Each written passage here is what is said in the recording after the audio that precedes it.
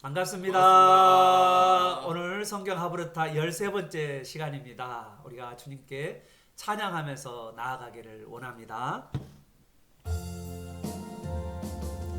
세상의 유혹 시험이 내게 몰려올 때에 나의 힘으론 그것들 모두 이길 수 없네. 거대한 폭풍 가운데 위축된 나의 영혼 어찌할 바를 몰라 헤매이고 있을 때 주를 찬양 손을 들고 찬양 전쟁은 나에게 속한 것 아니니 주를 찬양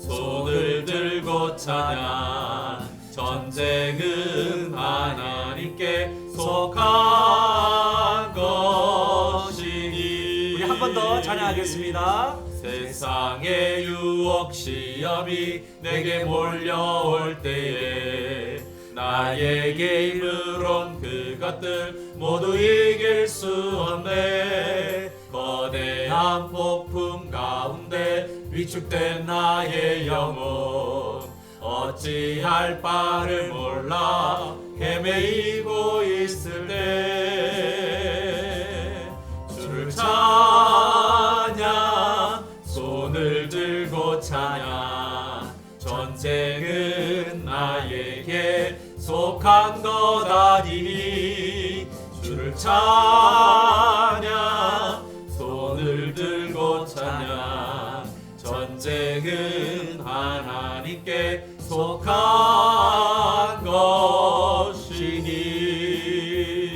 것이니. 오늘 우리 하브르타 하기 전에 우리 말씀을 받기 전에 우리 같이 통성으로 기도하는 시간을 갖기를 원합니다. 오늘 많은 유혹 가운데 우리가 이 시대에 살아가고 있는데 예수님이 받았던 그 유혹들을 우리가 또한 기억하면서 우리가 오늘 우리 각자에게 오는 그 유혹들과 시험들을 우리가 잘 이겨낼 수 있도록 어떻게 하면 이걸 이겨낼 수 있을지 우리 말씀을 통하여서 배우게 해달라고 성령께서 가르쳐달라고 이 시간 기도하겠습니다. 하나님 아버지 감사합니다. 오늘 이 시간 하나님 앞에 있습니다. 이 시간 하나님 앞에 말씀을 받습니다. 하나님 오늘 우리에게 각 심령마다 하나님의 말씀을 아버지는 부어주셔서 이 말씀으로 우리가 살아날 수 있도록 도와주시고 우리 영이 살고 우리 삶이 살아나고 하나님의 풍성함을 누리며 살아갈 수 있도록 주님 도와주시옵소서. 때로는 우리 인생의 고난과 시험들과 하나님 여러 가지 유혹들 가운데 이 유혹들을 잘 이겨나갈 수 있도록 주님 은혜 베풀어 주시옵소서. 예수님이 받으셨던 이 유혹을 하나님 또한 오늘 이 시대에 각자가 받는 그 유혹 가운데 오늘 어떠한 이길 수 있는 그 길들을 발견해낼 수 있도록 주님 도와주시옵시고 하나님 수없이 찾아오는 많은 유혹들 가운데서 하나님 이 유혹들을 넉넉하게 이기고 죄를 죽여가는 우리 모두가 될 수 있도록 주님 도와주옵소서. 성령께서 강력하게 역사하여 주옵소서. 하나님 오늘도 말씀하여 주옵소서. 우리가 이 말씀대로 순종하게 하옵소서. 예수님의 이름으로 기도합니다. 아멘. 오늘 마태복음 4장 1절에서 11절 말씀입니다. 제 성경으로 신약 4페이지에 있는 마태복음 4장 1절에서 11절 말씀입니다. 우리 말씀은 한 절씩 돌아가면서 받도록 하겠습니다. 그때에 예수께서 성령에게 이끌려 마귀에게 시험을 받으러 광야로 가사 40일을 밤낮으로 금식하신 후에 줄이신지라. 시험하는 자가 예수께 나와서 이르되 내가 만일 하나님의 아들이거든 명하여 이 돌들로 떡덩이가 되게 하라. 예수께서 대답하여 이르시되 기록되었으되 사람이 떡으로만 살 것이 아니요 하나님의 입으로부터 나오는 모든 말씀으로 살 것이라 하였느니라 하시니 이에 마귀가 예수를 거룩한 성으로 데려다가 성전 꼭대기에 세우고 이르되 내가 만일 하나님의 아들이거든 뛰어내리라. 기록되었으되 그가 너를 위하여 그의 사자들을 명하시리니 그들이 손으로 너를 받들어 발이 돌에 부딪히지 않게 하리로다 하였느니라.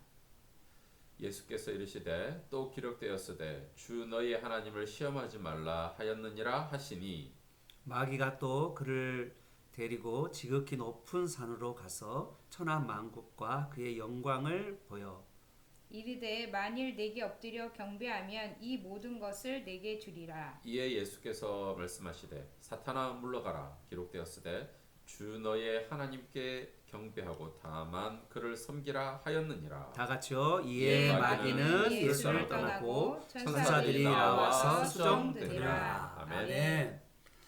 오늘은 예수님의 세 가지 유혹, 받으신 유혹에 대해서 우리 같이 나누려고 하는데요.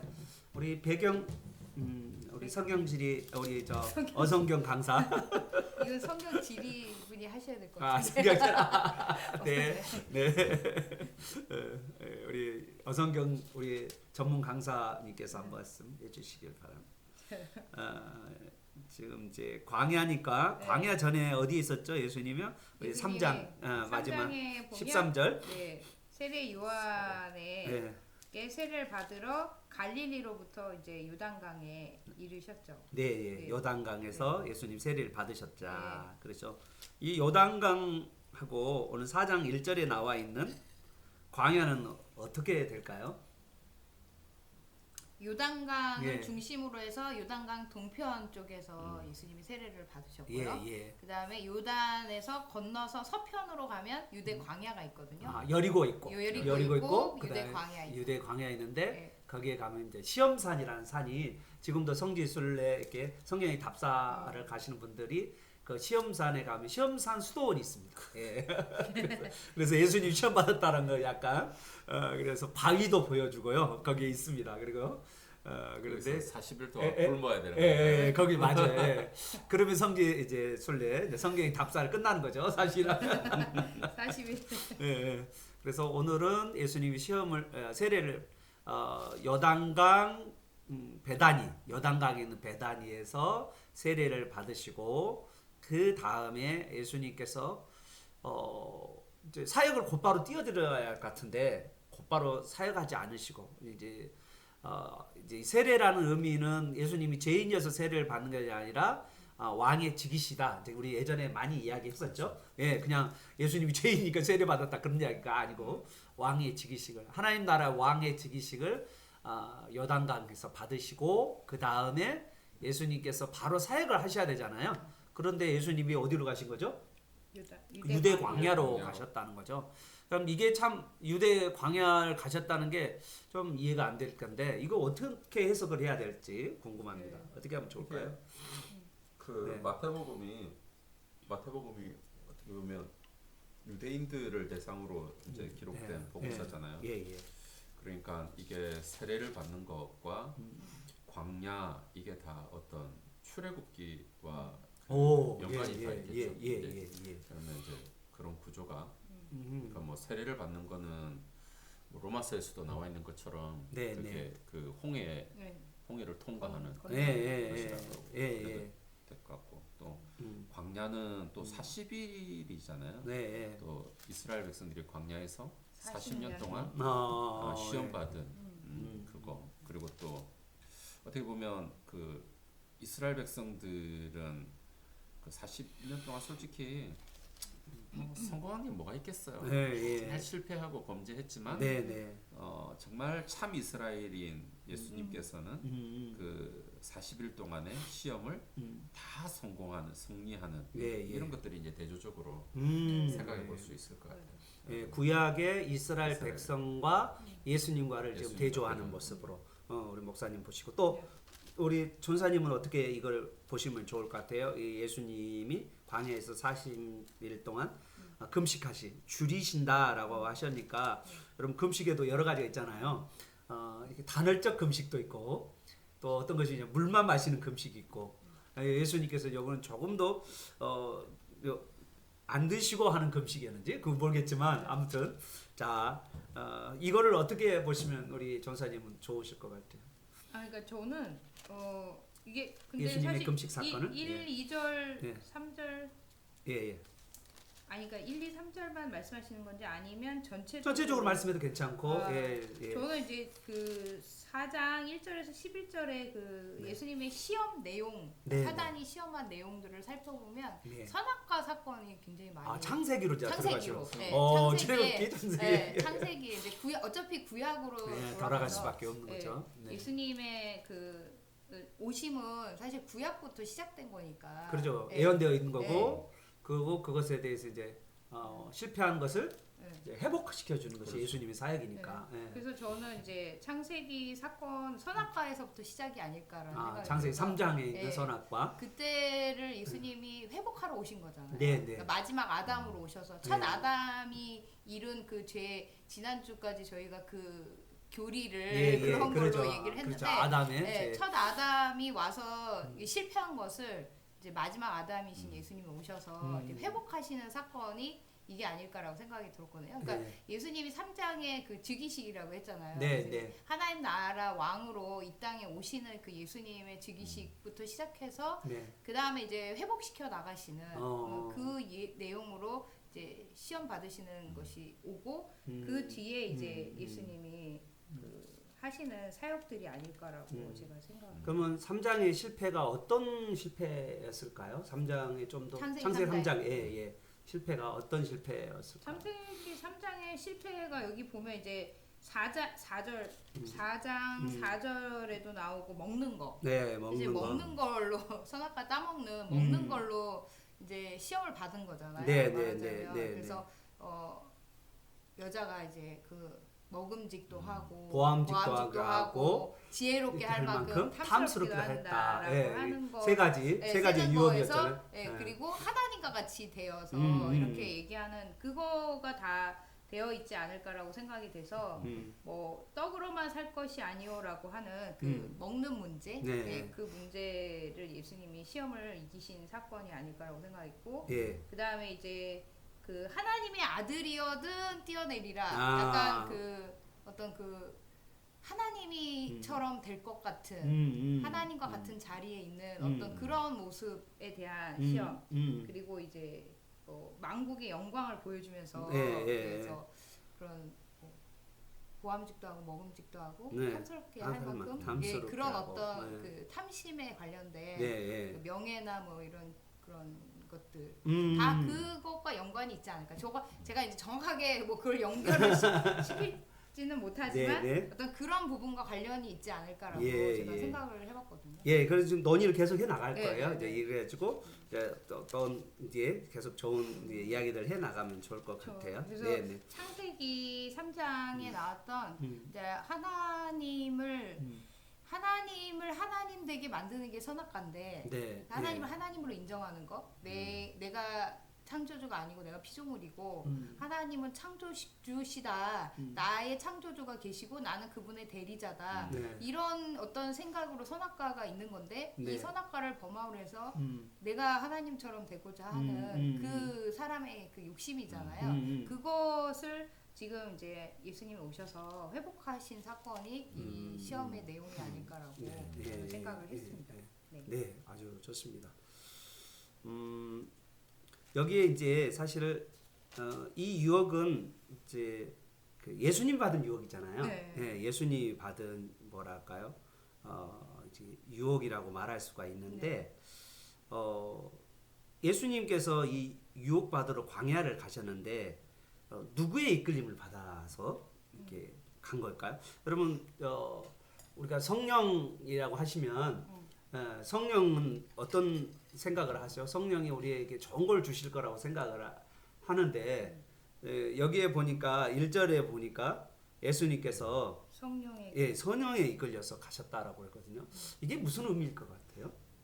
성령에 이끌려 마귀에게 시험을 받으러 가셨다고 그랬어요. 이끌림은 성령님께 이끌렸는데 시험은 마귀에게 받았어요. 그러니까 이게 무슨 의미일까요? 이게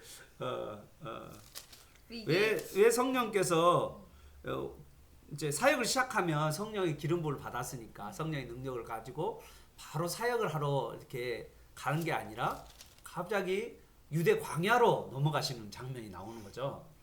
이 의미. 그러니까 지금 사역을 바로 백성들한테 해야 될 것이 아니라 40일 동안 금식하면서까지 이렇게 마귀에게 유혹을 받는 이거를 성령이 이끌어갔다는 거죠.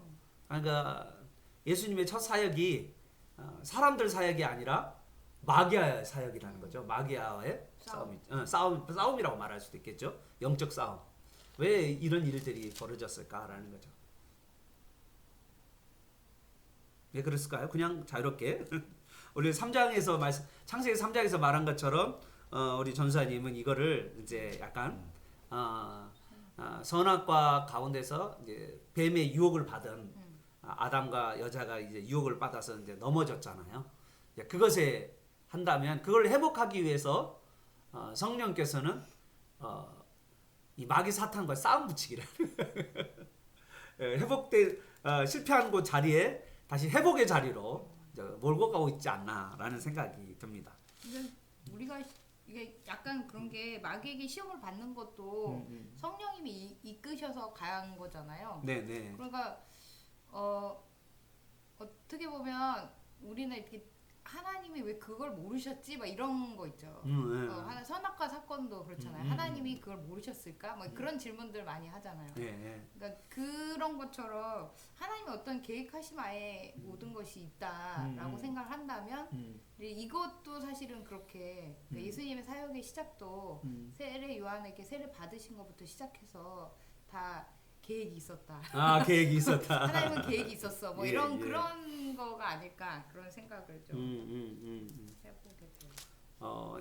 보니까 예수님이 수동적으로 이렇게 이제 시험을 받으러 간 것보다는 제가 봤을 때는 이끌려서 이렇게 성령이 이끌려 가지고 사탄과 이렇게 싸움하는 그런 장면과 같은 저는 그런 느낌을 좀 받은. 목사님은 어떤 느낌 받으셨어요 여기서?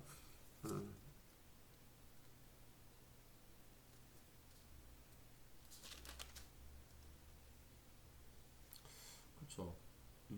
항상 처음에 이제 할 때 늘 이제 왜 사역을 시작하실 때 시험을 먼저 받았나라고 하는 게 항상 이제 의문점이죠. 여기서 의문점이죠.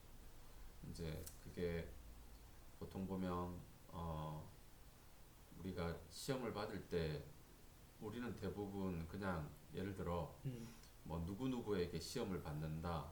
사람에게 시험 받는다. 또는 마귀에게 시험을 받는다라고 하지만 이제 그게 어떤 면에 있어서는 성령에게 이끌린다라고 하는 이 부분은 우리에게는 거의 이해하기 어렵죠. 없죠. 거의 없죠. 성령에 이끌려서 시험 받는 거. 우리도 뭐 우리 자신을 놓고 성령이 이끌려서 좋은 일이 벌어지라고 생각하지. 성령이 이끌려서 시험하러 간다 그런 이야기, 시험 받으러 간다. 좀 이게 우리한테 이해가 안 되는 거예요. 잘 안 되죠. 그러면은 뭐 보통 분명히 성령께서 이끄신 의도가 분명히 있을 거고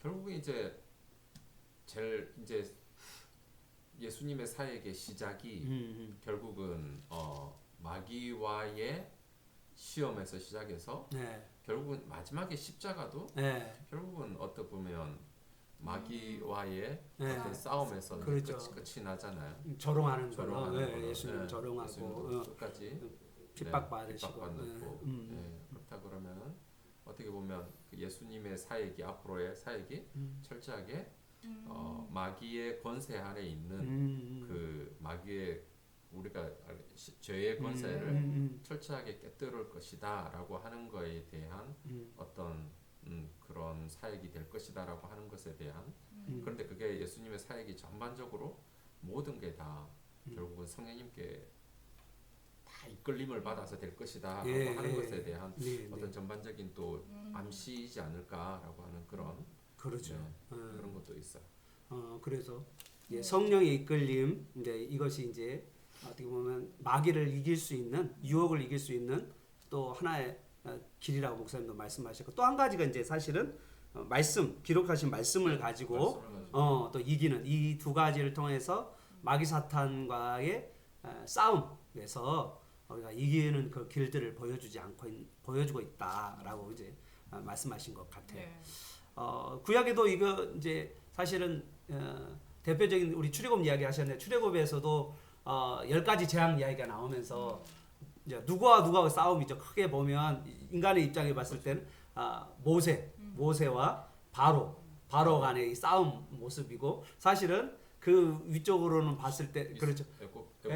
애굽의 신들과 이제 하나님의 싸움인데 물론 애굽의 신들이 싸워서 이길 수 있는 대상은 아니죠. 하나님은 그런 분이 아니시고 절대 주권자이시고 그들은 이제 마귀 사탄이라고 말할 수도 있는데 마귀 사탄이 어떻게 이제 하나님을 이길 수 있겠어요? 불가능하죠. 마귀 사탄은 피조물이고 그리고 하나님은 전능하신 하나님이시니까 싸움 될 수는 없지만 그렇지만 이제 약간 이런 구조들이 보인다라고 말할 수가 있겠습니다. 자, 그러면 첫 번째 마귀 사탄의 유혹이 뭡니까? 첫 번째 유혹이 뭡니까? 먹는 거. 예, 먹는 거. 돌들로 떡덩이. 예. 지금 이제 40일 동안 줄였잖아요. 이제 그래 금식하였는데 그런데 이제 시험하는 자가 누구죠? 시험하는 자가 마귀 사탄이라고 할 수 있는데 이 시험하는 자가 이제 예수께 나와서 무슨 말씀을 3절에 말씀하고 있는 거죠? 내가 만일 하나님의 아들이었든 명하여 이 돌들로 떡덩이가 되게 하라. 네, 이 질문은 어떤 질문인가요? 이 마귀 사탄이 너가 하나님 이 돌로 떡덩이를 만들면 너가 하나님의 아들이다. 그런 말을 하려고 하는 것인가? 아니면 이 어떤 이야기를 하려고 너가 하나님의 아들이거든 명하여 이 돌들로 떡덩이를 만들게 하라. 이런 질문을 하겠을까요? 어떤 질문 같아요? 이게 저는 그런 생각을 했거든요. 3장 17절에 보면 이제 하늘이 열리고 3장 16, 17절 세례 받으시고 물에 올라오고 그렇죠. 하나님이 이제 비둘기같이 내려서 하늘로부터 소리가 있어서 내 사랑하는 아들이요 내 기뻐하는 자라라고 하시고 이제 4장에 와서 이 시험 받으실 때 만일 하나님의 아들이어든 이렇게 이야기를 하는 거 보면 계속해서 지금 예수님은 하나님의 아들로 오셨는데 하나님의 아들이어든 이라고 말하는 건 뭔가 그런 부분에 있어서의 시험이 아닐까. 그러니까 먹는 문제도 있을 수 있지만 뭐라고 해야 돼? 자신의 이 정체성 때문에 이 먹는 거를 가지고 시험을 하는 그런 부분이 아닐까라고 생각이 들거든요. 영어로는 어떻게 됐을까요? 영어로. 예, 영어로 한번 보시죠. 영어로 하면 만약 내가 하나님의 아들이다면 그러면 이 말은 뭐냐면 너는 사탄이 예수님 하나님의 아들이라는 걸 인정하고 있나요? 안 하는 것 같아요. 저는 인정을 하고 있지 않나라는 생각이 좀 들었거든요. 하나님의 아들이라면 당연히 이 정도는 해야지. 그렇죠. 왜냐하면 돌로 떡을 던진다는 말은 일반 사람은 할 수 있을까요? 돌로 떡덩이를 만들 수 있을까요? 못 만들죠. 그렇죠. 불가능한 거 아닌가라는 생각이 저는 들었었어요. 그러니까 너가 하나님의 아들이라며 그러면 당연히 이런 걸 할 수 있지 않냐 이런 식으로 말을 지금 끌고 왔지 않냐라는 생각이 좀 들었었어요. 그러니까 힘으로 해라는 거죠. 그렇죠. 이제 너가 하나님의 아들이니까 뭐 이거 우리 보고는 이게 말이 될까요? 우리 보고는 유혹이 될까요? 예, 우리 인간 우리 전사님 보고 가서 저기 길거리에 있는 돌 가지고 떡을 만들어 보라. 광야에서 진짜 광야에서 이 돌들이 떡처럼 보인대요. 배고프면 진짜 광야의 돌들이 진짜 보면 약간 떡처럼 보인대요. 이제 그렇게 여러분 금식 한 40일 했다면은 모든 게 다 먹을 걸로 보이지 않을까요? 이제 그러잖아요. 이제 그런데 이 앞에 이제 이야기가 너가 하나님이니까 하나님의 아들이니까 돌로 너 떡을 만들 수 있지 않냐? 그래서 먹어라. 이렇게 이야기한 거죠. 근데 이게 왜 유혹일까요? 왜 이게 유혹일까? 예수님은 할 수 있으니까. 예수님은 할 수 있으니까. 여기 이제 만약에 내 아들이거든 돌로 떡을 만든다는 게 할 수 있는 분이고 또 어떤 면에서 또 유혹이 될 수 있을까요? 이런 면이? 예를 들어서 분명히 이제 그 예수님의 사역 자체가 네. 자신의 뜻을 이루려고 오신 사역이 아니죠. 아니죠. 예, 요한복음에 보면, 네. 요한복음에 보면 그리고 철저하게 네. 아버지의 뜻을 그렇죠. 순종하기 위해서 그렇죠. 오셨죠. 맞아요. 네. 어. 그러니까 그런 면에 있어서 그러는 거죠. 그래 분명히 이제 그 이제 4절에서도 보면 야 떡으로 사는 게 아니라 떡으로만 사는 게 아니라, 아니라 예. 하나님의 입에서 나오는 모든 말씀으로 살 거다라고 하는 게 네. 하나님의 말씀에 순종하는 것에 더 포인트를 두는 거죠. 그렇죠. 네. 그러니까 그런 면에 있어서 보면 네가 하나님의 뜻에 순종하지 말고 뭐 사단 우리 앞에서 이야기했던 것처럼 하와가 자기 욕구와 자기 중심적으로 살았던 것처럼 너도 그렇게 하라는 어떤 유혹이 일 수도 충분히 있을 것 같아요. 네. 예. 그러니까 하나님의 뜻보다는 나를 위한 삶, 나를 위한 삶을 살아라는 거죠. 그걸 위해서 뭔가를 하라는 거죠. 근데 예수님은 번번이 요한복음에 보면 내가 아버지의 뜻을 행하기 위해 왔다. 그렇게 말씀하시잖아요. 내 뜻을 위해 온 게 아니라 아버지의 뜻을 위한. 근데 지금 예수님은 하나님의 아버지의 뜻에 대한과 내 뜻에 대한 그런 유혹이 아닌가라는 그런 것 같아요. 우리도 많이 이런 경험 있지 않나요? 하나님의 아버지의 뜻과 또 내 욕망, 여기서도 이제 예수님이 또 하나님께서 부인한 건 아니에요. 떡으로만 살 것이 아니요. 그러니까 떡이 필요 없다. 그 말은 아니야. 그 말은 아니고, 그러나 떡보다도 하나님으로 나오는 모든 말씀으로 살 것이다라고 하는 이 두 가지의 고민 가운데서 우선순위라고 할까요? 네. 우리의 우선순위라 봤을 때 어떤 것이 더 필요한가라는 거죠. 사실 우리는 그런 말 있잖아요. 배가 부른 다음에 뭐가 보인다. 그러잖아요. 우리는 먹는 것이 먼저다. 이제 이렇게 하고 이제 욕구 이론에 의하면 이 5가지 욕구가 채워져야 그 다음에 욕구를 생각한다라고 사람들은 심리학자들은 그렇게 말하는데 성경은 그렇게 말하고 있지 않다라는 것을 보게 되는 거죠.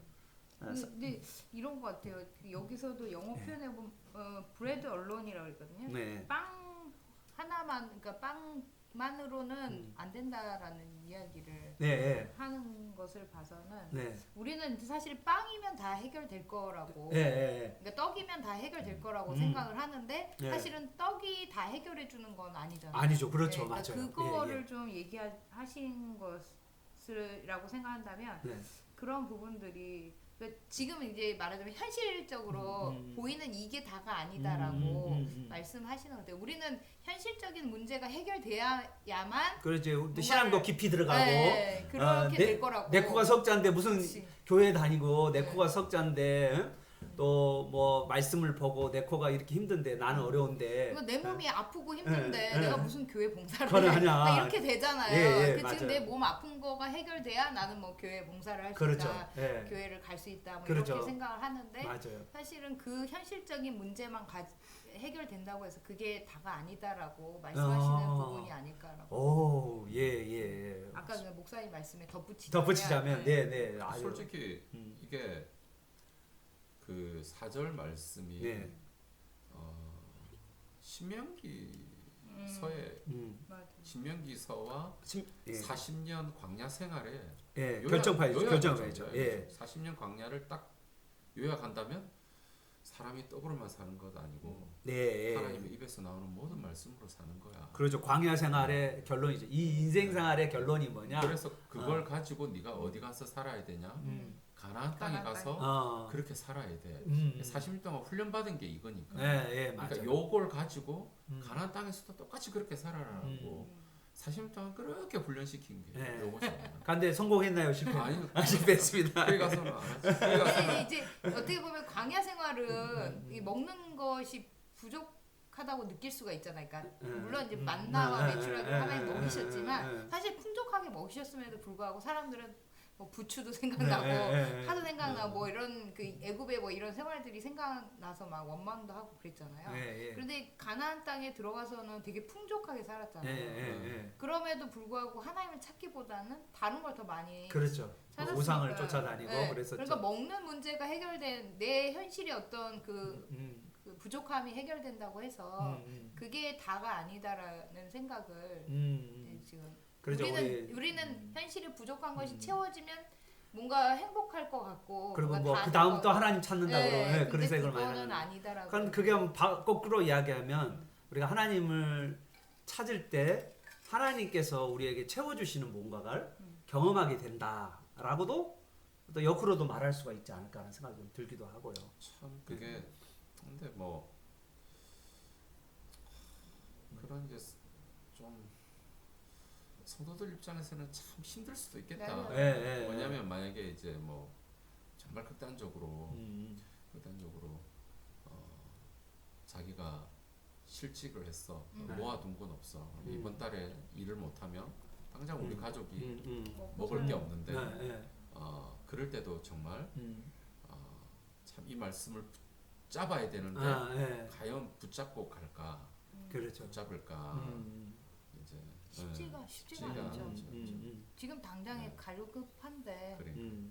현실적인 문제들이 현실적이다 보면 근데 그게 너무 극단적인 예이긴 하지만 참 그런 면에 있어서 이제 그러한 것들을 좀 너무 이렇게 떡에만 당장 떡에만 모든 게 다 집중되지 않고 그럼에도 불구하고 이걸 내가 하나님과의 관계 속에서 어떻게 풀어가야 될 건가라고 하는 거에 대해서 그렇게 풀어나가는 사람이 솔직히 이제 많지가 않으니까 그게 좀 안타깝기도 하죠. 뭐 목사님 우리 김주천 목사님 그거 많이 경험했잖아요. 네, 먼저 먼저 하나님 그러니까 나라를 이제 구한 거. 그게 참 한편으로는 그게 참 이해가 돼요. 이해가 되긴 해요. 왜냐하면 그때 구하면 하나님께서 꼭 필요한 것만 이제 주잖아요. 진짜 주잖아요. 그런데 우리 그 구약에도 보면 40년 동안 할 때 분명히 그날에 만나를 주신다고 하는데 못 믿어. 못 믿어서 그러죠. 모아놓거든요. 그럼 썩고. 근데 한 생각을 해보면 참 대책이 없죠. 이제 뭐 우리 같은 경우에는 불안하죠. 불안 자체죠. 왜냐면 그렇죠. 나이, 날마다 구한다는 자체가 나이는 점점점 들어가고 그렇죠. 지금은 이렇게 뭔가 활동을 할 수 있어서 뭔가 내가 강의도 할 수 있고 뭔가 다른 사람한테 어떤 그 다른 사람한테 가치 있는 것들을 주고 그 가치로 내가 뭐를 받고 하는 이런 것들을 충분히 할 수 있는 나이 때는 그런 게 될 것 같은데 나중에 내가 그런 것을 할 수 없을 때도 과연 살아갈 수 있을까? 하나님께서도 그때도 이렇게 해주실까? 라고 하는 거에 대한 그거 생각하면 막막해요. 정말 맞습니다. 막막해요. 그때도 될까? 맞아요. 막막해요. 그래서 은퇴하시는 목사님들이 그렇게 변하시나 봐요. 그러니까 벌써부터 지금부터 생각하는 건 내가 지금 뭔가 머리를 써서 할 수 있는 게 어느 정도 한계가 있을 텐데 그럼 나중에 그런 것을 할 수 없을 나이가 됐을 때 과연 어떻게 해야 할까 그런 거에 대한 솔직히 고민과 뭘 준비해야 될지 지금 계속 생각하고 뭔가를 할 수밖에 없어요. 솔직하게. 맞아요. 근데 이제 오늘 이 김주춘 목사님의 말씀이 그러니까 우리의 미래를 아예 준비하지 마라 그런 말은 아니에요. 그러니까 떡으로만 산다는 게 미래를 준비하지 않고 그냥 하나님 말씀만 산다는 말이 아니라 하나님의 말씀을 붙잡으면서 내가 미래도 준비해 가는 거예요. 그런데 이제 우선순위가 그렇죠. 이제 어디에 우리의 포커스를 둬야 되냐라고 했을 때 먼저 하나님의 뜻, 하나님이 원하는 그렇지. 거 그것이 우리가 날마다 만나는 유혹이 아닌가라는 생각이에요. 내가 날마다 순간순간. 그러죠. 이게 하나님의 뜻인가? 네. 과연 이게 하나님의 뜻인가? 그리고 이게 하나님이 원하는 것인가? 그런다면 내가 원하는 걸 알았다면 내가 거기에 순종할 때 나는 내 삶이 괜찮은가? 이제 이런 많은 고민 때문에 사람들이 하나님 말씀에 대해서 그냥 듣긴 하지만 그 말씀대로 살려고 하는 것은 이게 조금 몸부림치지 않는.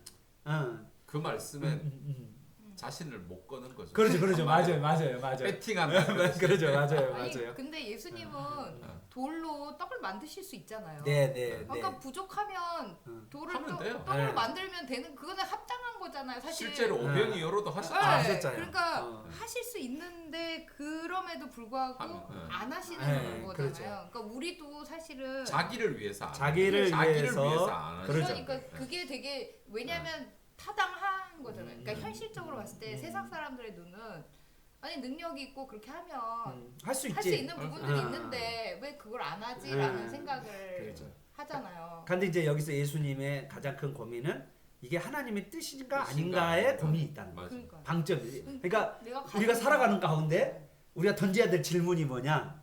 이제 그거죠. 이거 우리가 할 수 있어요. 할수 이게 있지. 회색지대 이게 블랙이 아니에요. 회색지대인데 그 회색지대에 있을 때 회색지대에 떡도 있고 하나님의 말씀은 분명히 화이트에 있어. 그렇다고 해서 내가 이걸 떡을 선택한다고 해서 블랙이 아니야. 그럴 때도 그런 상황이 정말 많잖아요. 그런 그렇죠. 상황 가운데에서도 이게 정말 하나님의 뜻인가, 하나님이 기뻐하시는 건가를 계속 물어보고 여쭤보는 거죠. 물어보고 그걸 가감하게 하나님 뜻이다. 선택해야. 그렇죠.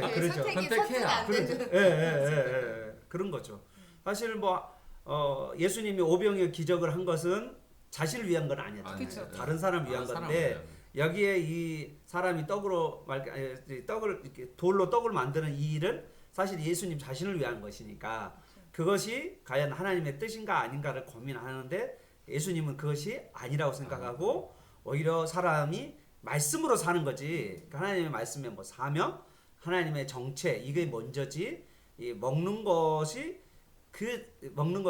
이제 거기 안에 하나님께서 주어지는 그 안에서 하나님 주어지는 것이다라고 이제 예수님은 생각하신 것 같아요. 그래서 먹는 것에 포커스를 두는 것이 아니라 사명이나 또 하나님의 뜻, 하나님께서 원하시는 것 거기에 예수님이 두면서 그 안에서 살아갈 때 하나님께서 모든 걸 채워주실 거라고 하는 그런 믿음을 우리에게 던져주는 거고 그것이 바로 우리의 사실은 또 유혹이자 우리의 테스트이기가 아닌가. 늘마다 하는 테스트. 그러니까요. 저는 그런 생각이 들거든요. 그러니까 저나 목사님이나 목회자잖아요. 목사님들도 다 목회. 그러니까 본인들은 다 사명이 있어. 그래서 그 사명대로 하지만 우리의 자녀들은 사실 그 사명을 받은 사람들이 아니잖아요. 그런데 우리에게 영향을 받고 있고 또 책임져야 될, 돌봐야 될 자녀들인데 그 자녀들을 위한 것에서는 사실 우리는 하나님 말씀을 더 선택할 수 있지만 그들은 이해하기 어렵죠. 어렵잖아요. 그러니까 그렇죠. 그런 것들이 항상 고민이 되는 그렇죠. 거죠. 우리 자주 그런- 듣잖아. 우리의 갈등이죠. 그죠? 그게 또, 그게 저희의 그런 갈등들이 아닐까라는. 그런데 예수님은 그런 가운데서 그런 유혹 가운데서 하나님의 뜻을 먼저 구하셨다. 이제 저희도 잘 우리가 개척교회라 엄청나게 겉으로 보여주는 거를 선택을 아이들한테 보여주지를 못할 가능성도 있겠지만 그래도 저희가 해야 되는 게 분명히 우리가 젊을 때 다른 선택을 했으면 충분히 그 애들이 원하는 그런 그렇죠. 삶을 그렇죠. 살 수 있었고 목사님 유학 가시고 유학에서 또 돈도 많이 버시고 그럼에도 불구하고 이제 앞으로도 계속해서 하나님의 뜻과 하나님의 말씀을 끊임없이 자주 실패하지만 끊임없이 그걸 추구해 나가는 삶을 살아가고 그걸 보여주는 게 결국은 유산이 아닐까. 이 선교사님들도 그렇고 목사님들도 그렇고 다 그런 부분에 있어서 본인들은 사명을 받았지만 그 자녀들은 그렇지 않은 부분들 때문에 되게 힘든 것들이 있잖아요. 네, 그런 거에서 항상 고민이 되는 게 아닐까. 근데 이제 우리가 그래도 말씀을 먼저 추구하는 가운데 그 하나님 주시는 그 부요함을 하나님이 주시는 복들, 하나님께서 주시는 경제적인 것들을 우리가 이제 하고 있는 것을 이제 하나님께서 부어 주셔서 그런 것을 알아서 자녀들도 자연스럽게 이 먼저 하나님 나라와 그 또 말씀을 먼저 구하는 그 아이들에게도 그런 것들이 아마 영향을 준다면 우리가 그런 것들 기도 많이 해야 되지 않을까라는 생각이 듭니다. 왜냐하면 다 이해를 못 하는데 상식으로 이해가 안 되죠. 왜냐하면 배고프면 바로 만들 수 있는데 왜 그거를 안 해? 이제 이렇게 하는데 먼저 이게 하나님의 뜻인가 아닌가, 하나님께서 원하는 것인가 아닌가를 먼저 물어본다는 것 자체가 어떻게 보면 되게 아이들에게는 이해 못하는 일일 수도 있다. 그렇다고 해서 능력이 없는 분들이 아니잖아요. 다 스펙도 있고 다 그런데도 그런 걸 선택하는 거니까 네, 그런 거에 있어서 자녀들이나 주변 사람들은 사실 이해가 안 되는 부분들이 있죠. 맞습니다. 이거 뭐 예수님처럼 네. 돌을 떡으로 만들 수 있는 능력이 네. 충분히 있는데 그걸 선택하지 않는 거니까. 그래서 뭐 그렇죠. 우리가 뭐 저 같은 경우는 교육적으로 한 게 분명히 이제 그걸 가지고 잘 지혜롭게 사용할 필요가 있는 것 같아요. 네. 그걸 이제 가지고 어떻게 이익을 창출할 건가라고 하는 부분도 네. 적절하게 한편으로도 생각해야죠. 또 그걸 가지고 다른 사람 교회가, 이익하게 만들고 교회를 통해서 지역 사회를 그렇죠. 사랑을 실천하고 복음을 전하는 그런 통로로 사용되는데 어떻게 또 사용할 건가라고 하는 부분들을 잘 균형 맞출 필요가 있어요. 하나님께서 지혜를 주시는 것 같기도 하고 주시니까요. 그걸 따라 잘 사용하면 아마 좋을 것 같아요. 네. 그런 식으로.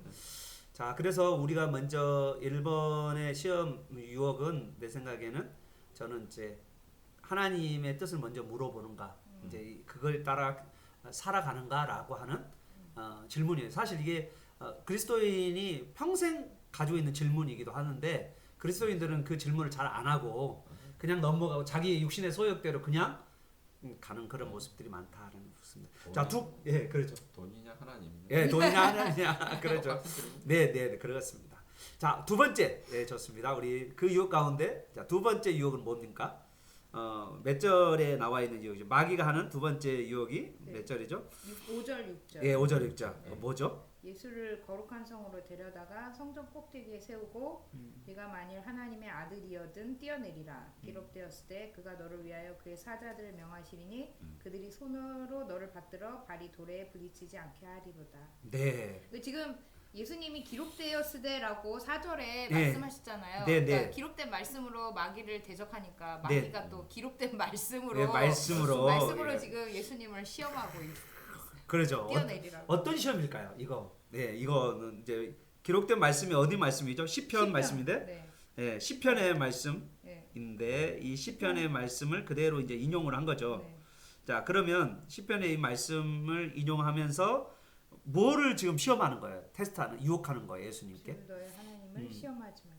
하나님이 어떤 분이신가를 시험하는 건가요? 하나님이 너가 하나님의 아들이니까 뛰어내리면 도와주실 거야라고 하는 하나님을 시험하는 거죠. 하나님을 유혹하는 거죠. 근데 약간 이 시험이 어떤 느낌이 드냐면요.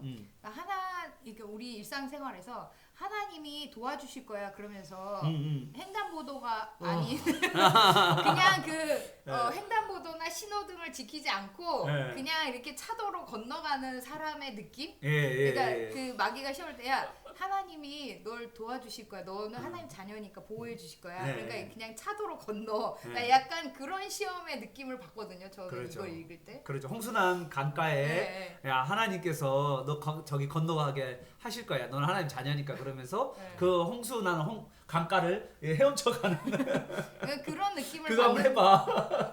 그런 느낌으로 시험하는 느낌을 받거든요. 제가 느끼기에는. 그게 맞는지는 모르겠지만 약간 높은 떨어진다는 게 그런 거잖아요. 생각해봐요. 높은 떨어지면 당연히 다 죽지. 근데 이제 하나님이 보호하실 거라고 말씀하셨으니까 너 그걸 믿어라고. 그러니까 그렇게 해봐라고 한다면 약간 우리가 신호나 어떤 법규를 지키지 않고 하나님 보호하신다고 했으니까 그냥 차도로 건너가 막 이렇게 말하는 느낌으로 저는 느껴지는데 그런 시험이 아닐까라고 생각이 들어요. 그렇죠.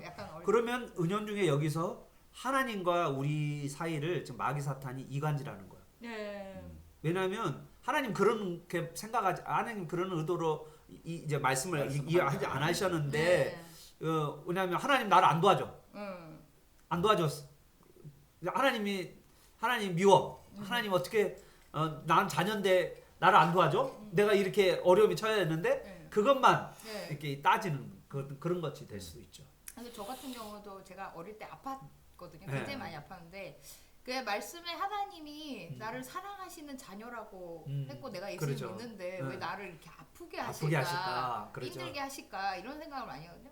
나를 사랑하신다면서요 하나님. 맞아. 근데 왜 나를 이렇게 힘들게 해서 이런 생각을 맞아. 되게 많이 들거든요. 그렇죠, 실생활에서 그런 그렇죠. 거가 느껴지니까. 그런 거죠. 그렇죠. 그런 부분으로 만약에 이제 사단이 저를 그러니까 예수님을 네, 시험하는 예. 거라면 네. 그런 부분이 우리 일상에도 계속해서 있지 않을까요? 네, 맞습니다. 그 얼마 전에 이제 어떤 유튜브를 잠깐 봤는데 어떤 사람이 책이었던 것 같아요. 네. 책이 내용 중에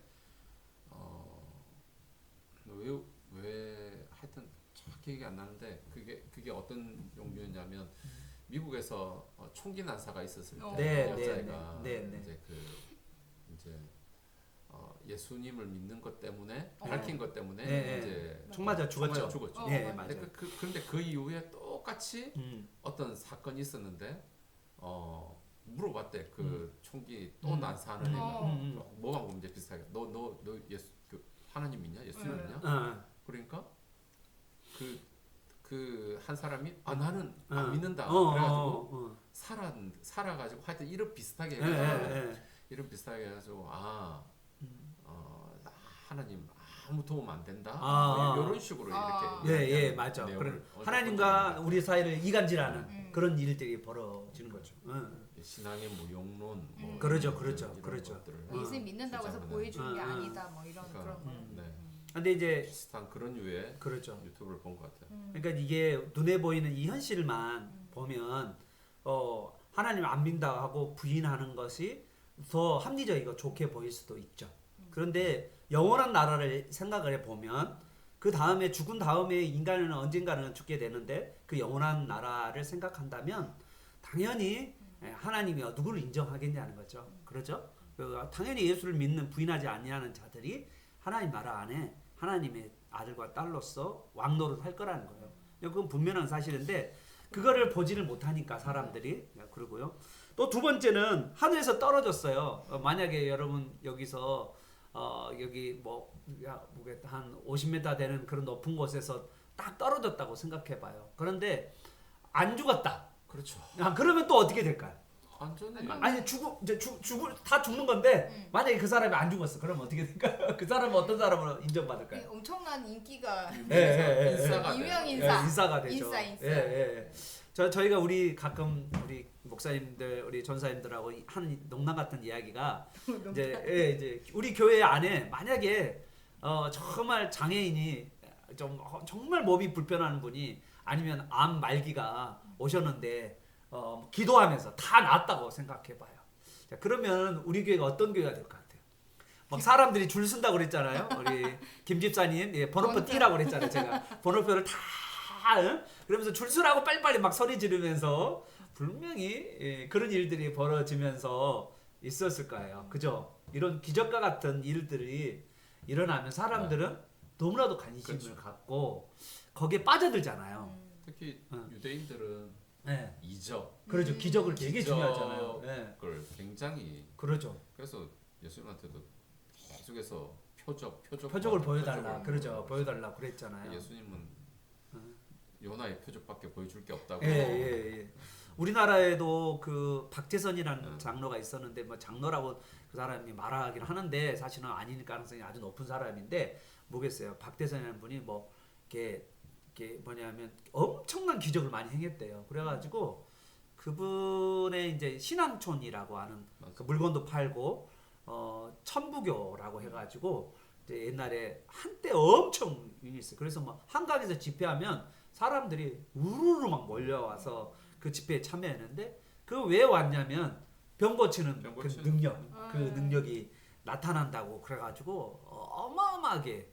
그런데 그 박대선이라는 사람이 죽고 나서 거의 사라져 버렸죠. 지금. 아직까지도 있잖아요. 아직까지 있어요. 신앙촌 명맥을 이제 거기는 물건 파는 명맥을 유지하기는 하지만 그 옛날만큼 그런 일들이 이제 없다라는 거죠. 그러니까 우리도 이런 어떤 유혹들이 우리가 예수님도 지금 하나님의 아들이 입증하는 것을 어떤 자기 기적을 통해서 하나님을 입증해보라고 지금 이야기하는 거잖아요. 너가 그러면 다들 너를 따를 거다. 그런데 예수님 얼마나 많은 기적을 했지만 나중에는 예수님을 다 떠났잖아요. 기적을 본다고 해서 믿는 거는 아닌 것 같아요. 그렇죠. 왜냐면 그 당시에 사람들은 예수님이 한 기적을 다 봤는데도 그렇죠. 예수님을 다 믿은 건 아니죠. 그리고 따르지도 않았잖아요. 그리고 예수님도 너희들도 떠나려냐 제자들한테 너희들도 떠나려냐라고 물으셨잖아요. 그런 걸 보면 그 기적을 통하여서 하나님을 알아가려고 하는 것은 어떻게 보면 어리석은 모습일 수도 있다. 그런데 그게 예수님에게도 유혹 중에 하나일 수도 있을 것 같아요. 충분히 기적을 일으킬 수 있는데 이 기적으로 뭔가를 수많은 사람이 나를 따르는 마지막에도 십자가에 달리셨을 때도 천군 천사가 불러가지고 그러죠. 칠 수 있지. 그렇지. 끊임없이 있으셨을 거예요. 맞아요. 근데 그게 하나님의 뜻에 합당한 아니니까 그런 모습을 보게 됩니다. 자, 이제 세 번째는 뭐죠? 세 번째 마귀 사탄의 유혹이 뭡니까? 자, 조사님. 몇 절이죠? 8절. 8절 9절입니다. 마귀 사탄의 유혹이 뭐죠? 높은 산에 가서 천하 만국과 영광을 보여주시면서 내게 엎드려. 마귀에게 엎드려 모든 걸 내게 주겠다. 마귀에게 엎드려 경배하면 모든 걸 내게 주겠다. 이건 뭐죠? 이런 그림이 이제 우리 드라마 영화에 좀 있지 않나요? 파우스트 같은. 그렇죠. 그러지 않아요? 파우스트 기억나시나요? 저는 기억 안 나요. 괴테의 파우스트에서도 자기 영혼을 팔아. 그리고 능력을 받는 거야. 그렇죠. 자기 영혼을 팔고 능력을 받는. 사실 그 모티브가 되게 많잖아요. 모든 영화나 이런 거에 보면 악마에게 영혼을 팔았다. 팔고 뭘 받고 능력을 받고 뭐. 그렇죠. 그리고 이 땅에서는 풍성하게 살지만 그의 영혼이 나중에는 아주 이제 절망 가운데 빠지게 되는 그런 글이잖아요. 여기서 뭐죠? 천하 만국과 영광을 다 보여줘요. 그리고 마귀에게 경배하면 모든 것을 너에게 다 주겠다. 이게 맞나요? 어떠세요? 다 주겠다. 그런 어성경에서도 살짝 그런 얘기를 했었는데 근데 모든 사람들은 자기의 인간의 한계가 있기 때문에 전능한데 자기가 부릴 수 있는 그런 걸 원한다는 거. 그런 신을. 그러니까 어떤 신을 내가 막 섬기고 그 신의 뜻대로 하고 이게 아니라 내가 하고 싶은 대로 하되 난 한계가 있으니 전능하게 부릴 수 있는 그런 거를 원한다. 요술램프의 지니 같은 그래서 사람들이 어떤 신을 섬길 때 뭔가 달라고만 하고 사실 그 모든 종교가 그렇지 그 종교의 어떤 신의 뜻대로 내가 하겠다 이런 거 없잖아요. 내 뜻대로 하겠다. 그런 얘기를 하는데 약간 그런 의미에서라고 한다면 지금 이제 마귀가 시험하는 것도 그런 부분이 아닐까. 그러니까 내가 영광을 내가 취하려고 생각하면 모든 영광을 내가 취하려고 하면 이제 마귀에게도 내가 절할 수 있는 그렇죠. 하나님이 아니라 그게 먼저 앞서면 그렇게 되지 않을까 싶어요. 그래서 예수님께서 처방책은 뭐죠? 주 너희 하나님만을 섬기고 경배하고 섬겨라. 하나님만을 높이라고 이야기하시는 거죠. 하나님을 찬양하고 하나님을 높여드리는 삶이 바로 진정한 삶이다. 이렇게 이야기를 하고 계신 것 같아요. 자, 오늘 우리 이제 하는데 오늘 이제 마귀의 유혹을 이기는 길 어떤 공통적인 원리가 뭘까요? 이제 결론입니다. 마귀를 이길 수 있는 공통적인 그 능력이 뭘까? 유혹. 우리 각자에 다 유혹을 받는데 말씀으로 예수님이 물리치셨는데 이제 마귀가 유혹할 때 사실 말씀으로 유혹하잖아요. 그러니까 말씀으로 근데 아까 약간 얼토당토안하게 말씀을 사용하고 있는 거를 본 것처럼 우리가 말씀에 대해서 제대로 이렇게 하나님에 대해서 이제 제대로 알려면 말씀을 제대로 알아야 되는데 제대로 모르면 그런 부분들을 가지고 이제 하나님께 따질 수 있는 거죠. 하나님 이렇게 맞아요. 하는데 하나님 이렇게 보호해 주신다면서요. 왜 안 해주세요? 이렇게 따질 수 있는 부분이 아닐까 싶어서 그거를 사실 말씀을 알고 있다고 해도 그거를 우리의 욕심대로 사용하는 그렇죠. 그런 말씀을 상황, 잘못 사용하는 네, 사용하는 그런 부분들이 생기니까 그게 사실은 더 중요하지 않을까라고 생각이 들어서 하와도 네. 제대로 몰랐으니까. 그렇죠. 맞아요. 유혹에 네. 정확하게 알았으면 괜찮은데 정확하게 모르고 그랬을 때 유혹을 받았을 때 말씀을 정확하게 모르니까 정확하게 그걸 물리칠 수가 없었을 거예요. 그러면 오늘 우리가 이제 먼저 필요한 것은 뭘까라는 마귀의 유혹에 이기는 방법, 마귀 유혹을 이기는 방법은 뭘까요? 우리가 제대로 알아야 돼. 예수님도 모세오경을 암송하셨잖아요. 이 지금 기록되었을 때를 가지고 기록된 말씀을 가지고 예수님이 말씀을 기록하고 기억해서 그 말씀을 선포했잖아요. 그러면 오늘 우리에게도 그렇죠. 어떤 일들이 필요할까? 근데 이제 말씀을 많이 알고 있다고 해서 그러니까 예를 들어서 예수님이 말씀하신 것도 어떤 부분을 뽑으신 거잖아요. 그렇죠, 그렇죠. 신명기에서. 그런데 마귀도 사실 시편에서 말씀을 뽑아왔거든요. 그러니까 말씀을 뽑아왔을 때 근거는 사실 말씀을 근거로 하니까 맞는 것 같은데 그게 맞지 않는 말씀이잖아요. 그런 것처럼 우리도 말씀을 뽑아서 보잖아요. 근데 그게 우리의 상황과 연결해서 사용하면 맞는 것 같은데 사실은 하나님 뜻하고는 아예 맞아요. 그러니까 그런 부분을 제일 위험하지 않을까. 그러니까 현실적으로 우리에 필요한 거 있잖아요. 뭐 빵도 필요하죠. 그러죠? 기적도 필요한 것 같아요. 안 필요하나요? 필요하죠. 빵도 필요하고 기적도 필요하고 또 뭐예요? 부귀영화도 우리에게 필요하잖아요. 얼마나 이게 유혹이에요. 사실 모든 사람들이 가지고 있는 유혹이 뭐냐요? 기적, 빵, 그다음에 부귀영화 이 모든 것이 다 우리에게 너무나도 필요한 건데 그리고 심지어는 말씀을 인용해서까지 잘못된 인용이지만 그 인용해서까지 그렇게 나를 합리화하려고 하는 거잖아요. 그런 것들에 수많은 유혹들이 우리에게 오잖아요. 그러면 그러한 유혹들을 구체적으로 어떻게 이겨내냐라는 거예요. 우리 각자가 이게 집요하게 마귀들이 우리를 합리화하고 기적과 영광과 뭐 또 우리의 필요한 배고픔들을 해결할 수 있는 여러 길이 있다라고 마귀들이 수없이 이렇게 오는데 매 순간마다 올 거예요. 이게 뭐 그냥 우리 죽을 때까지 아마 있을걸요. 이거 죽을 때까지 늙어서도 이런 생각이 오고 또 이런 생각이 오면 우리는 마음 한쪽으로는 불안하고 또 염려되고 두렵고 하나님을 신뢰할 수 있을 것인가라고 하는 나름대로 질문도 나오고 하나님 말씀대로 살아간다면 내 인생 끝나는 거 아닌가, 뭐 잘못되지 않나 이런 생각들이 그런 고민을 저도 계속 하는데 이제 목사님도 나이가 들면서 약간 그런 불안함이 있을 수 있다고 했는데 저도 그런 거예요. 나이가 계속 들어가고 이제 은퇴가 얼마 남지 않았을 때 내가 계속해서 이렇게 이런 사역들을 그러니까 작은 교회를 섬길 수 있을까? 계속해서 이렇게 섬겨 나가는 것이 내게는 괜찮은 건가? 나의 사역이 진짜 올바른 방향인가? 이거를 끊임없이 생각하게 되는 거거든요. 그러지 않으시나요? 저는 그런 생각을 해요. 그러니까 여기서 내가 끝나는 건가? 난 이렇게 죽는 건가?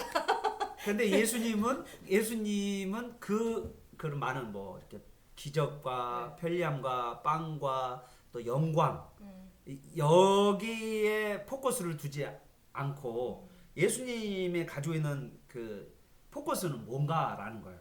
예수님이 자기 자신을 향한 내가 가지고 있는 포커스는 어디서 이제 근원적으로 두고 있는가라는 고민이 있는 거예요. 우리는 이게 눈에 보이는 것이 이제 많은 유혹들이 오잖아요. 이런 것들은 우리가 있어야만 살아가는 데 있어서 편리하고 쉬우니까. 그런데 더 근본적으로 예수님은 뭐에 대한 생각을 가지고 있었을까? 예수님은 어떻게 해서 이 유혹을 이길 수 있었을까라는 거예요. 예수님은. 그리고 사실 이 길이 사실은 우리가 또 가야 할 길이기도 하고요. 그러면 예수님은 어떻게 해서 이 많은 편리함과 또 부와 그다음에 명예와 그리고 어떤 쾌락과 많은 것들이 이제 예수님을 유혹하는 것들이 많았을 텐데 그 예수님은 그거를 이제 말씀으로 물리쳤어요. 맞아요. 근데 말씀을 물리쳤는데 그 말씀을 물리치기 전 단계 예수님 안에서 그걸 어떻게 이길 수 있었을까라는 거죠. 저는 이제 그걸 네. 이제 3장에서 예. 세례를 받으시는 네, 걸 네. 통해서 네. 그렇죠. 원래 예수님 자기가 누구신지에 대한 맞아요. 이미 알고 계시죠. 그렇죠. 그럼에도 예. 불구하고 예. 3장에 나와 있는 세례 받는 사건과 하늘로부터 들려서 성령이 임하시고 내 사랑하는 아들이다 라고 하는 거에 대한 네. 이런 어떤 자기가 누구인가. 그래서 보통 보면 이제 우리가 인생에 있어서 정말 중요한 세 가지 질문이 네. 나는 누군가, 나는 누구인가?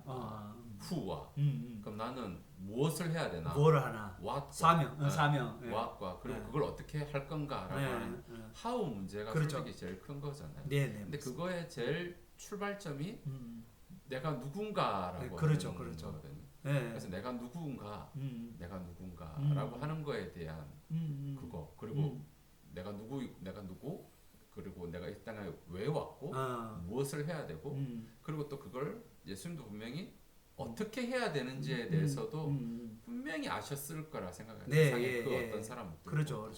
그러니까 그게 내가 누군가. 그렇죠. 나는 하나님의 아들이다. 자녀다. 아들이다. 예수님은 이제 아들이라고 부르고 우리도 하나님의 자녀죠. 양자니까. 우리 양자 하나님의 자녀인데 내가 이 하나님의 자녀라는 이게 분명하지 않는다면 이게 없으면 내가 언제든지 어떤 수많은 유혹들이 왔을 때 내가 흔들리죠. 내가 이런 개념이 없고 나는 세상 사람과 똑같이 살아간다고 한다면 삶의 패턴이 똑같을 수밖에 없잖아요. 근데 내가 하나님의 자녀로서 자녀답게 살아가기 위한 하나님의 여러 가지 말씀들이 있는데 이제 그런 것들을 내가 무장하고 붙들면서 살아가야 되는데 이제 그런 것들의 나의 정체성과 나의 사명과 그리고 내가 어떻게 살아가야 될 것을 말씀을 통해서 내가 정리되지 않는다면 나는 늘 세상 사람과 똑같이 그런 살아가지 않나 그런 생각이 저도 있죠. 이제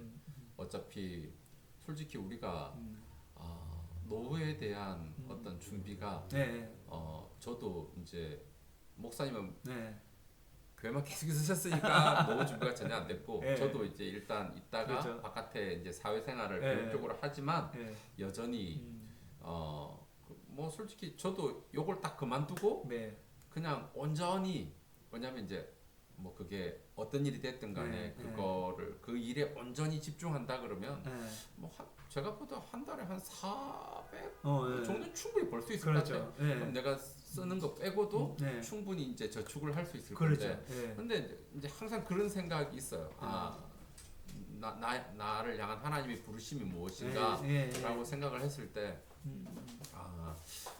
분명히 이런 부분에 있어서는 내가 이때까지 많은 교육적인 경험과 이런 좋은 것들을 가지고 분명히 하나님 이걸 가지고 세상을 통해서 세상을 복음을 유익하게 하는데 복음을 전하는데 교회를 세우는데 사용하라고 분명히 경험을 해주셨을 거고 이제 그걸 위해서 하죠. 그런데 이제 그걸 다 포기하고 돈 버는데 좀 집중하면 솔직히 좀 더 모을 수는 있을 그렇죠. 것 그렇죠. 당연하죠. 더 모을 수 있죠. 근데 이제 그렇죠. 근데 그럼에도 불구하고 이게 있기 때문에 적절하게 이 부분과 이 부분을 이제 적절하게 유지해야 되는 그런 면에 있어서 이제 항상 이제 유혹이 있고 그럼에도 불구하고 내가 이걸 해야 되기 때문에 이제 그런 부분들을 상당히 많이 이제 뭐라 그럴까 조절을 하는 돈 버는 데만 시간을 다 쓰지 않고 이제 그렇죠. 그런 부분들이 근데 많은 우리 이 부분은 저희만 유혹 받는 게 아니라 뭐 성도들도 다 매 순간 유혹이죠. 이게 고민이 얼마나 많은 유혹이에요. 그렇죠. 이게 부와 영광 또 뭐냐면 먹는 거 그리고 또 수많은 기적들 이런 것들을 원하니까. 제 친구도 이제 고등학교 때 같이 신앙생활 했던 친구 얼마 전에 이제 보니까 그 친구는 저기 어떤 인쇄업 사장이에요. 그러니까 먹고 살 게 별로 걱정이 없을 것 같은데 그런데 얼마 전에 보니까 또 자기 친구가 네. 미국으로 이민을 가면서 족발집을 창원에 예, 예. 간 거야. 어. 그래서 낮에는 인쇄업하고 밤에는 또 돈 벌고 족발집 한다고 정신이 없는 거야. 예. 저는 솔직히 그렇게 말하고 말았어요. 예. 누구야 돈 많이 벌어서 하나님 나라에 예. 정말 많이 투자를 많이 해라. 예. 그렇게만 남겼어요. 그래서 예. 솔직한 말로 예. 어떤 말을 하고 싶었냐면 예. 그렇게 살다 보면 인생 다 간다. 그렇지. 너의 용어를 좀 돌려라. 그러니까 아니 네가 인쇄업 사장님 하는 것만으로도 충분히 먹고 살만한데. 먹고 살만한데 왜 다른 나머지 그 시간을 다른 사람을 그쵸, 위해서 다른 사람을 위해서 복음을 위해서 위해서, 하나님을 쓰라는 대로 예. 쓰면 될 건데 사명을 잃어버린 인생이죠. 사명 잃어버린. 왜 그렇게까지 하냐? 아. 꼭 그렇게까지 해서 돈을 더 벌어야 되냐? 뭐 그 말을 솔직히 더 예. 하고 싶었어. 예. 근데 사람들은 한번 돈 벌면 더 많이 벌고 싶은 욕망이 너무 많으니까. 제가 또 예. 형편을 모르니까 그렇죠. 그분의 상황을 모르니까. 상황을 그렇지만 모르니까. 또 돈 많이 벌어가지고 또 돈 많이 쓰시려고 또 개척교회 후원하려고 그럴 수도 있어요. 그런데 그렇게 쓰는 것도 전 좋다고 봐요. 좋은데 난 인생을 그냥 돈 버는 내 데만 마음씨가 쓰기에는 가치가 없는, 인생이 예, 너무- 또 그거에만 가치를 두지 않고 더 큰 가치, 하나님 나라와 하나님 나라의 뜻과 하나님 나라의 사명, 그러한 것에 포커스를 두고 살아가는 것. 그런데 그것을 살지 못하도록 마귀 사탄이 계속해서 유혹한다는 거죠. 지금 시대가 예, 이 시대가 그런 거죠. 시대가 그래. 더 심해지는 시대니까. 앞으로 더 심해질 거고. 자기 만족을 위해서, 자기 쾌락을 위해서 하나님 나라께 드릴 시간을 못 드리는 못 거, 드리는 못 드리는 거, 자기 돈 벌기 위해서 하나님 나라에 드려야 할 시간을 못 드리는 거, 자기 명예와 영광을 위해서 하나님 나라에 드려야 될 것을 드리지 못하는 거, 그렇죠. 그리고 이제 계속해서 끌려가는, 사탄에 끌려가는 그런 모습들이 우리 인간의 모습 아닌가라는 자본주의, 자본주의 시대 사회가 딱 예, 그래요. 맞습니다. 오늘 말씀을 여러분 이제 들었는데 많은 유혹들이 우리 각자에게 있지 않은 사람이 어디 있어요? 다 유혹이 있죠. 없는데 그때마다 자신의 정체성이 누구인가, 그리고 나의 사명이 무엇인가, 그리고 그 사명을 따라서 살아가는데 하나님께서 주신 말씀들이 분명히 있는데 나는 그 말씀들을 놓쳐버리고 그냥 내 마음대로 내 욕구와 욕망을 대로만 살다가 정말 하나님 앞에서 부끄러움, 정말 하나님 앞에서 섰을 때 또 뿐만 아니라 또 이 땅 가운데서 선한 영향을 끼치도 못하고 그냥 무가치한 인생을 살아가는 것 같은 그런 삶을 살지 않고 있는지 우리 자신을 돌아보면서 오늘 매 순간 오는 우리의 유혹을 우리의 정체성과 사명과 그리고 말씀을 통하여서 이겨내가는 저와 여러분 되시기를 축복합니다. 아멘. 아멘. 우리 같이 기도하고 마무리하겠습니다. 기도하겠습니다. 하나님 아버지 감사합니다. 오늘 이 시간 우리에게 이 귀한 말씀을 주셔서 하나님 우리 인생의 수많은 유혹들을 받아옵니다. 하나님 예수님에게도 받았던 유혹들이 사실은 또한 우리에게 오는 유혹입니다. 하나님 눈에 보이는 것들 이런 것들 때문에 우리의 모든 시간을 다 써버리고 소진해버리는 우리 어리석은 삶을 살아가고 있지 않는지 우리 자신을 돌아보게 하여 주시고 오늘 이 시간에 하나님께서 하나님의 깊은 하나님의 원하신 뜻, 하나님이 정말 뭘 원하시는지, 내가 누구인지, 나의 정체성과 그리고 하나님이 원하시는 사명과 그리고 하나님께서 주시는 말씀을 가지고 하나님이 나눌 수 있는 우리 모두가 될 수 있도록 주님 도와주시옵소서. 하나님 말씀이 우리 마음속에 암송되고 또 기억되고 그 말씀을 가지고 우리가 살아갈 수 있도록 우리 인생의 방향을 잡아갈 수 있는 우리 모두가 되게 도와주셔서 하나님 이 기록된 말씀에 순종하며 살아갈 수 있도록 주님 도와주시옵소서. 하나님 말씀을 분명하게 정확하게 알게 하여 주시고 또한 아버지 하나님 이 하나님의 말씀을 가지고 우리 어떻게 살아가야 될지를 결단할 수 있는 우리 모두가 되도록 주님 도와주시옵소서. 하나님 감사합니다. 하나님께서 우리에게 오늘 말씀을 통하여서 예수님의 시험 받으심을 통하여 우리의 모습을 회복하시는 그 예수님을 알게 하여 주시니 감사합니다. 하나님 말씀을 가지고 진리를 바르게 알아 하나님 나뿐 아니라 하나님의 뜻대로 살아가는 우리 모두가 될 수 있도록 도와주시옵시고 또한 하나님 말씀을 나의 유익과 이익을 위하여 사용하지 않도록 주님 인도하여 주시옵소서. 하나님 하나님의 뜻이 어디 있는가를 늘 분별할 수 있도록 도와주시옵시고 그 진리를 바르게 알고 또한 진리를 바르게 전하는 교사로서의 삶을 잘 감당할 수 있도록 주님 인도하여 주시옵소서. 아멘. 하나님 아버지, 예수님은 자기 자신이 하나님의 아들이라는 사실에 대한 자기 정체성을 분명하게 아셨습니다. 그래서 왜 자기가 이 세상에 왔고 이 세상에 와서 무엇을 해야 하고 그것을 어떻게 어떤 방법으로 해야 하는지에 대해서도 분명히 아셨습니다. 그래서 떡 문제도 말씀으로 이기시고 또 기적으로 이적으로 더 쉬운 방법으로 이것을 이루라라고 하는 유혹에서도 이기고 또한 네가 하나님을 섬기지 않고 하나님을 주인으로 모시지 않고 나를 주인으로 한 번만 우상 숭배하면 모든 것을 다 주겠다라고 하는 그런 사단의 유혹에도 말씀으로 이겼던 것을 우리가 오늘 보았습니다.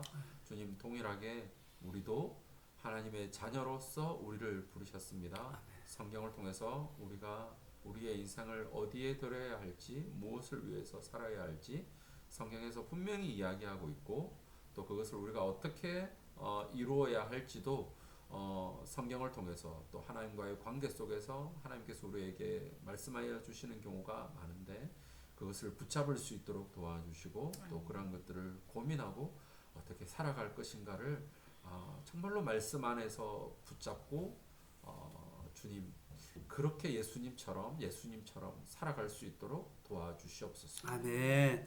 오늘 이 모든 기도 예수님의 이름으로 기도합니다. 아멘. 아멘. 네. 감사합니다.